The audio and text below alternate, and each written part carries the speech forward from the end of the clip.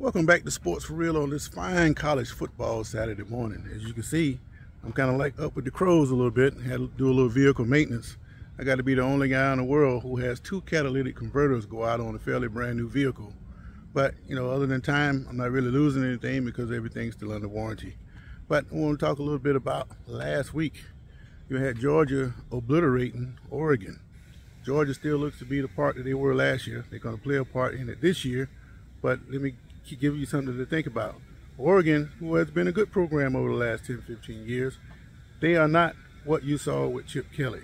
So take that victory over Oregon last week, at home, by the way. Well, it wasn't at home, but it was in Atlanta. Might as well say it was a home game. Take that with a grain of salt because Oregon is not the Chip Kelly's explosive offense team. But still a great win for Georgia. I want to talk a little bit about LSU and Florida State. Now, this is an unusual matchup for most people, but if you're like me, somebody my age, you're used to seeing Florida State play LSU on a regular basis, at least into the 90s.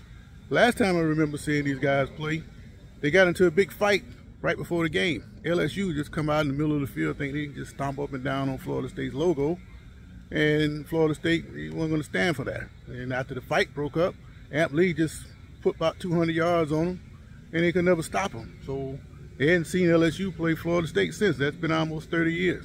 But one thing to note about that particular game, as exciting as it was, look at Brian Kelly. Brian Kelly looked like he's aged 10 years from last year when he was with Notre Dame. Is the pressure that much?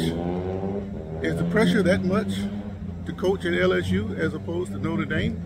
I thought that Notre Dame had all the high expectations and, it just seemed like to me that something's going on that make him want to age like that. I mean, it's very noticeable. But anyway, I don't think that was a good fit for him overall, but he's a good coach, and I think he's going to get it worked out, and he should be there for a while. If nothing else but to save face for the university. He can't have a big splash hire like that and pay that guy all that kind of money and then just get rid of him after 1 or 2 games. It wouldn't look good for the university. But the other thing that they talk about is Alabama. They're going into Texas today. It's great for me to see rare matchups like that because you don't normally get to see big teams stepping out on the ledge like that. But Alabama's been doing that fairly common over the last 10 to 12 years. But over their history, they have always played people, as opposed to say a Florida.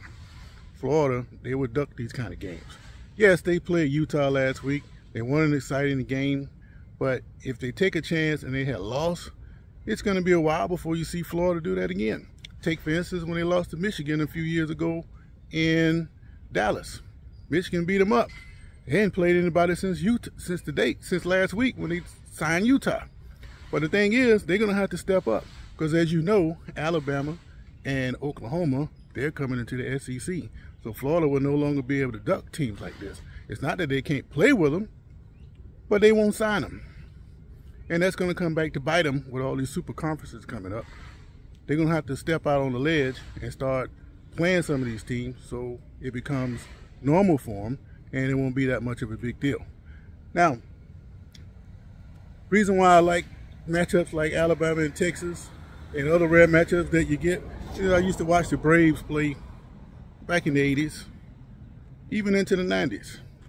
They would play the Dodgers. They were in the National League West. They played the Dodgers 18 times a year and all the other National League West opponents 18 times a year. They didn't have interleague play, so they played all these teams a whole lot of times. They played the Cubs. They played the Cardinals 12 times each.